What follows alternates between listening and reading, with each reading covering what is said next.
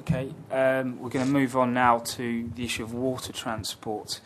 Trans 12 is an existing UDP policy, promotes the use of the River Thames and Canals for freight movement, but not at the expense of amenity or other users. Is it appropriate for Westminster to further utilise the Blue Ribbon networks, River Thames and Canals, for water-based freight and water transport? Any comments on water transport at the back? I think I didn't know about the Blue Ribbon network, but I do now, I guess. Water transport clearly has got a part to play in sustainable transport, but I think you need to build into it specific policies which address the emissions from that transport.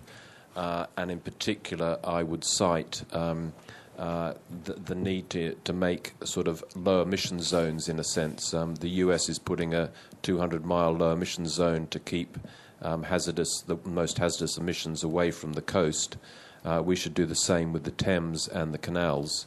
So, for example, the use of simple things like ultra-low sulfur diesel fuel and abatement devices to tackle the most harmful emissions.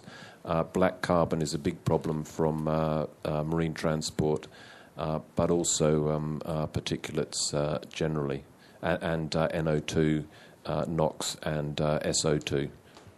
Okay, thank you.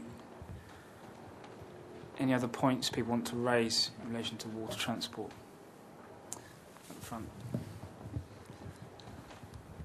Can I just say I'm sure Danny will pick this up anyway, as he's also our Olympic man, but there's a lot of work going on, I understand, under the Olympics in this area. Running every event for Westminster. Absolutely. Personally.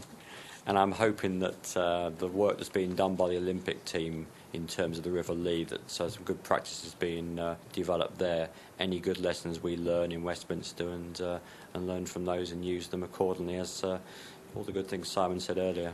Okay, thanks for that. Are there any other points people want to raise on this issue?